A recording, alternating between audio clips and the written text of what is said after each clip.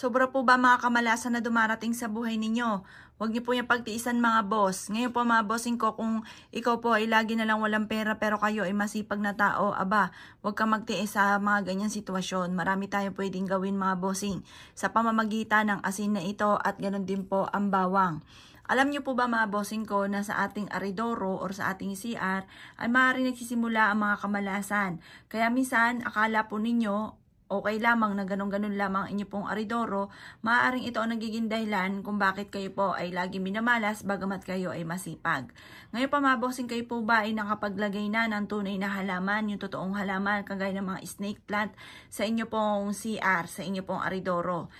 Mas mainam mga bossing ko na maglagay ka sa CR po ninyo ng totoong halaman, kagaya ng snake plant or kaya ay rubber plant. At pagkatapos mga bossing ko, kumuha ka ng asin kagaya nito. Mainam po mga bossing ko na magbuhos ka ng ganitong asin sa inyo pong aridoro. At pagkatapos ay maglagay ka sa bintana ng bawang. Or kaya po mga bossing ko, bukod po doon sa tinuro ko sa inyo, maglagay kang ganyan mga bossing ko sa inyo pong gilid ng malapit sa aridoro na hindi siya mababasa. Or kaya sa taas ng bintana. Ito pa mga bossing ko ay mapapansin po ninyo kung ikaw ay lagi minamalas, pangontra ito sa kamalasan. Para imbis sa kamalasan ay puro swerte dumating po sa buhay po ninyo. Proven po ito na napakaswerte mga boss. Basta't ikaw ay may 100% na paniniwala na ikaw ay magiging matagumpay po kayo mga bossing. Ngayon po mga bossing ko, ito yung ating asin.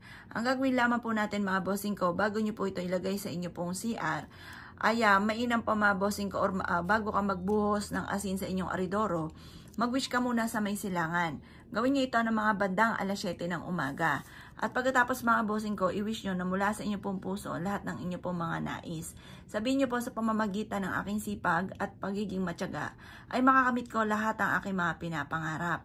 Ako ay magkakaroon araw-araw ng malaking pera. At kailanman hindi na ako mamumblema sa pera. Makakamtan ko lahat ng aking mga ninanais.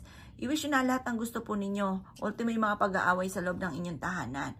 Kasi alam niyo po ba mga bossing ko, ang laging pagtatalo sa loob ng inyong tahanan or kahirapan or kaya po yung mga uri ng karamdaman or kamalasan, yan po yung maaaring marami na mga negatibong enerhiya sa loob ng inyong tahanan na kailangan nating alisin.